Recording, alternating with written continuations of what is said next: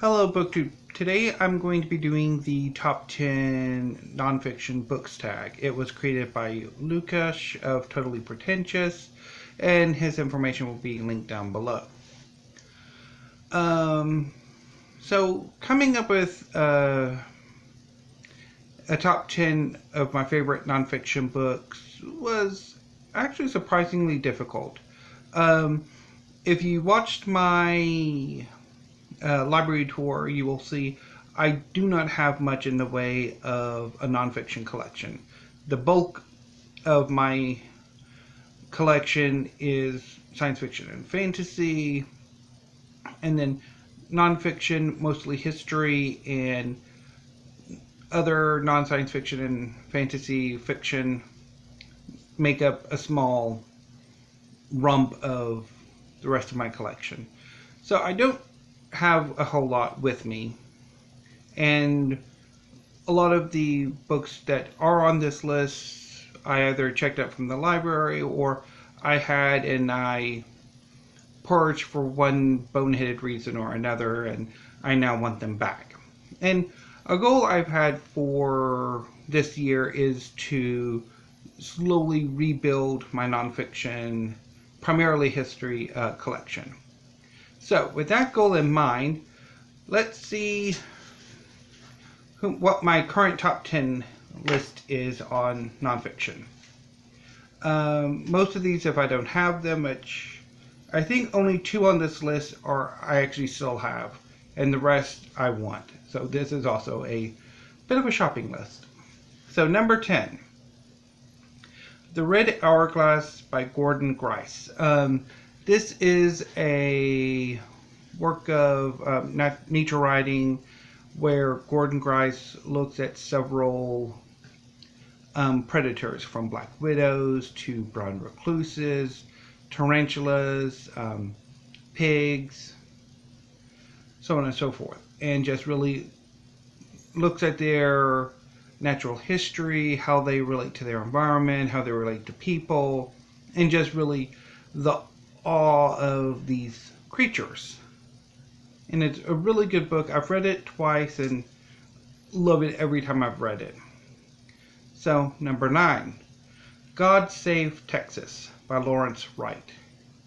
So I read this book, I want to say about 2 years ago, and quite enjoyed it. It's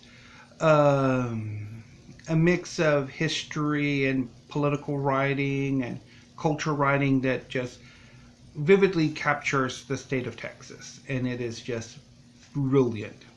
I want that book. It will go quite nicely with Big Wonderful Thing, I think, which will probably make this list if I ever get around to reading it, which I really should. Okay, number 8, Team of Rivals by Doris Kearns Goodwin.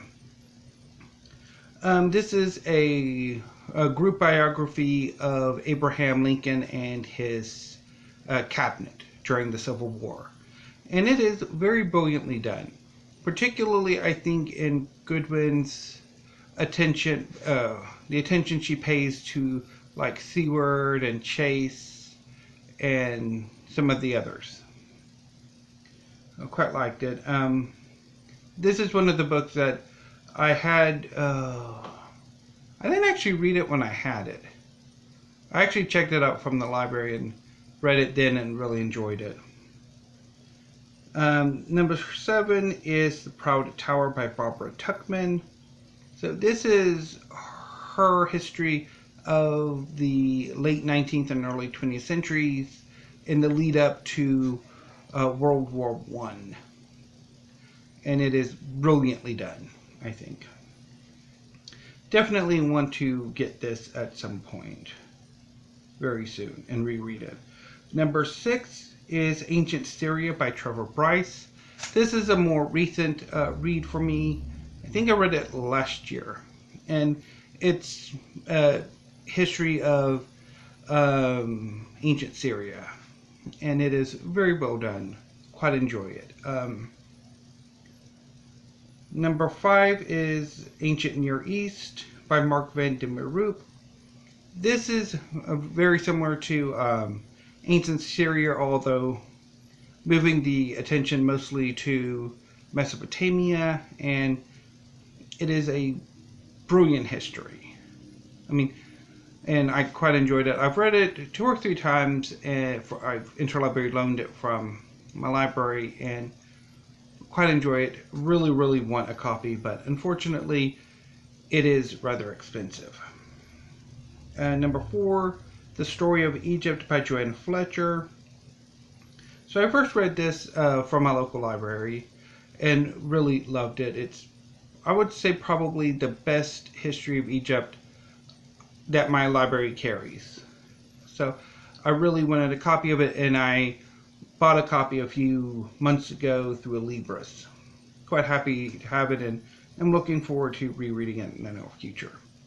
So number 3, and another book I have in my collection, is The Age of Conquest by Angelos Chaniotis.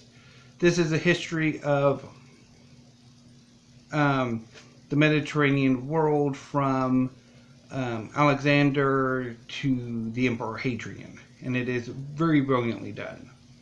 Love it.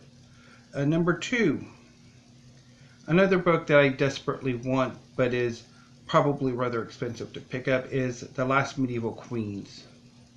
Or it might be The Late Medieval Queens. I keep forgetting the exact title, by J.L. Laynesmith. So this is a history exploring the role of queenship in the last medieval monarchies. Henry VI, Edward IV, Richard III, and Henry VII.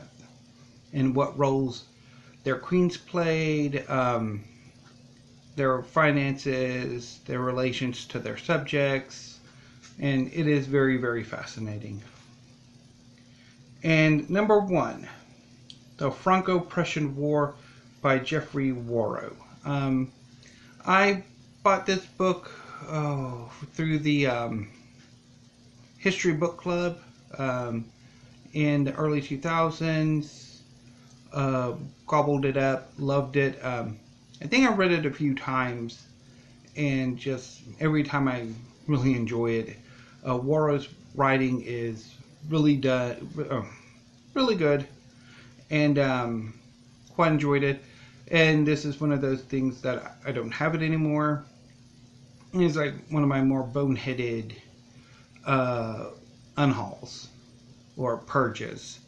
So again, a book I really, really want to re-add to my collection, and this time not get rid of it. So that was my top 10 nonfiction books tag. I'll try to get another video up later today, and if I don't, I will hopefully see you again tomorrow. Thank you, BookTube.